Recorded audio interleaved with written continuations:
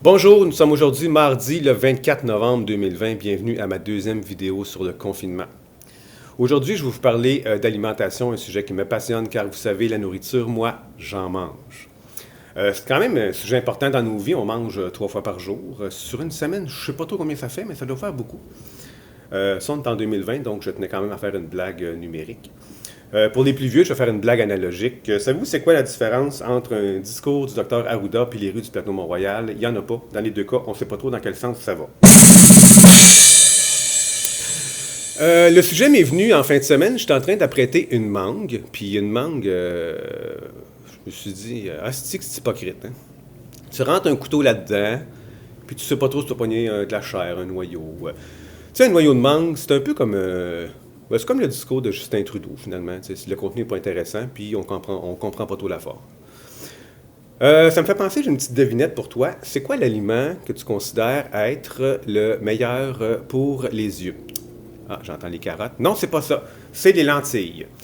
En tant que coq-l'œil de première, je sais de quoi je parle. Le médecin m'a dit que ma mère a souffert de carence en lentilles pendant qu'elle était enceinte de moi. Elle a probablement dû préférer prendre quelques verres. Pauvre maman. Je la magane. Une chance que cette vidéo-là ne va pas sur les réseaux sociaux. Allô, maman. Moi, les aliments végétaux que j'aime le moins, fruits et légumes, c'est les tomates et les olives. C'est pas mêlant. Si tu me donnes le choix entre manger une salade grecque ou noyer une portée de bébé chat, je prends l'option 2. Assez parlé de fruits et légumes. Parlons maintenant de viande. La vraie patente. Vous avez entendu la saga à Longueuil, là, ils pensent abattre 15 chevreuils, 15 cerfs pour donner la viande aux pauvres parce qu'il y en a trop dans le parc et tout ça. Il y a même eu la mairesse qui a eu des menaces de mort. Moi, je pensais vite de même, une mairesse pour 15 chevreuils, ça me semble être un bon deal. Mais sérieux, là, les dudes là, qui ont fait des menaces, là, vous auriez peut-être plus wise que ça. Là, vous auriez peut-être pu menacer la mairesse de l'endormir puis de la déplacer à la place. T'sais. Là, ça a l'air que finalement, ils vont pas les tuer, ils vont les endormir, puis ils vont les transporter ailleurs. Puis j'ai entendu dire que pour les endormir, ils vont prendre un gaz à effet de serre. Je ne sais pas si les citoyens se seraient autant mobilisés si on avait parlé, mettons, de 15 carcajous ou de 15 palourdes de mer. C'est moins beau.